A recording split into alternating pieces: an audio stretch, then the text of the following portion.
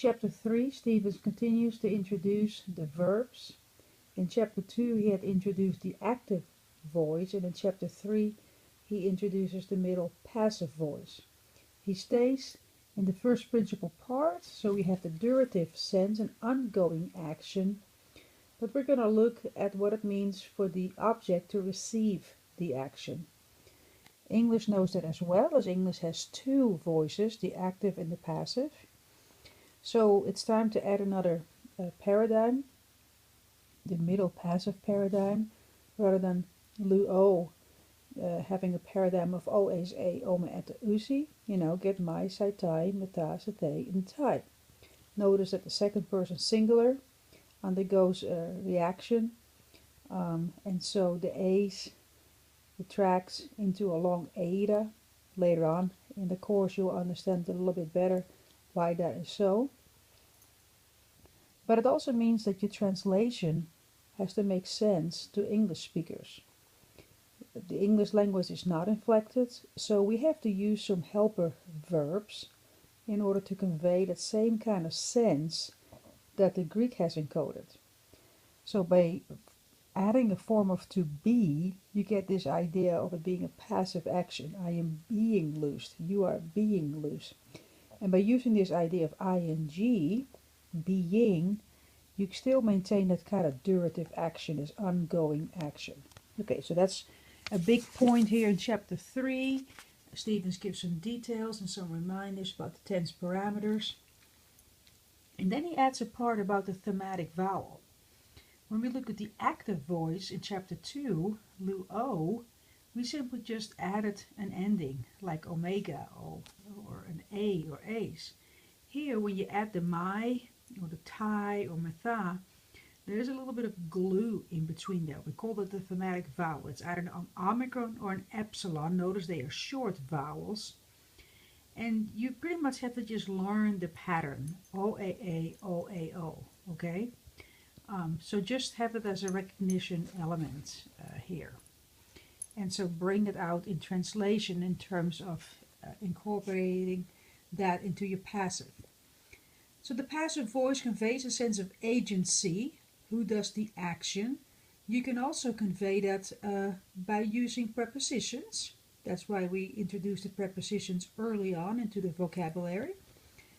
For example, hupo can represent personal agency, or dia can convey intermediate agency, like through prayers, or ein can convey impersonal agency, like by an inanimate object or concept, like fire. Well, then let's take a look at that middle voice. So that's fairly new. The interesting thing is it looks like a duck and it quacks like a duck, because it looks the same as a passive voice.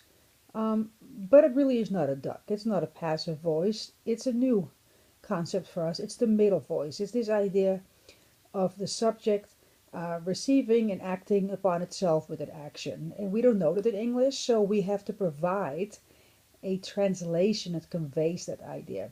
I am losing, but for myself. It affects the self.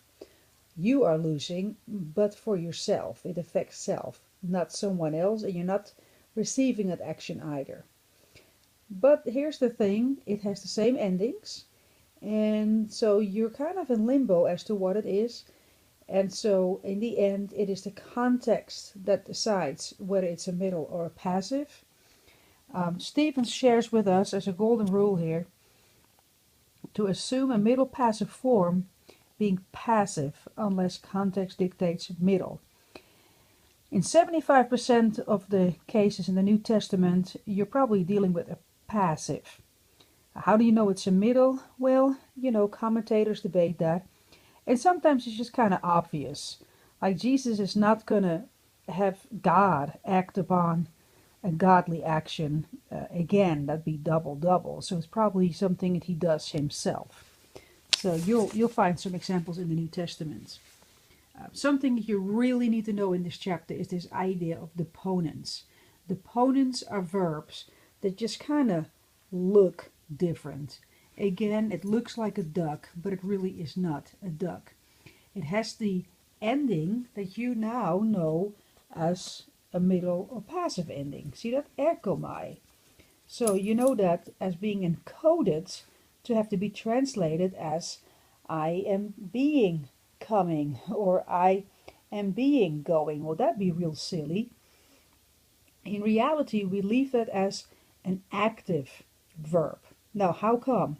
Well, somewhere in the past, it's kind of like a Latin leftover form. Just like we have some German leftovers in the English language and some French leftovers, and just things that have been introduced into the language by crossover. That happened here as well.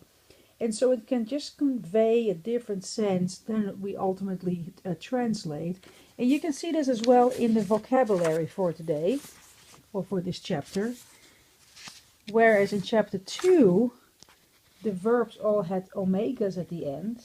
You see that the vocabulary here has mai at the end. Ginomai, ergobai, apokrinomai. And this is how you will find it in a lexicon or a dictionary. And so it immediately looks different from an omega verb. That gives it away that it's a deponent. And so it just kind of looks like that because it's a grammatical concept that comes out of some sort of Latin form that's really not conducive for what it's supposed to convey. So whereas it looks like a passive, we translate it actively.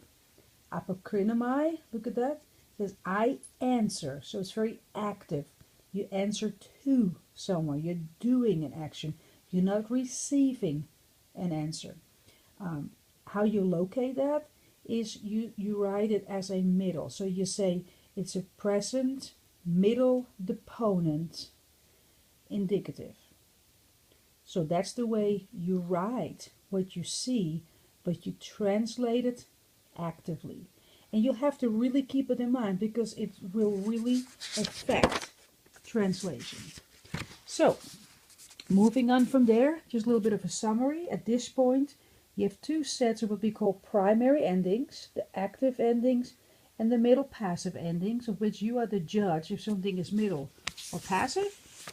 You need to remember what deponents are, and then in your exercises, the focus is really on familiarizing yourself once again with the major grammatical lessons, practicing the endings here. So here you see what it means to make something passive, using the passive endings. Something more here as well. Here you see the use of a passive here as well. Here it's a middle form, so you use passive endings, but you make it a middle, and then translating, you will variably find deponents, you will find omega verbs in the active, the middle, or the passive. So practice the differences there.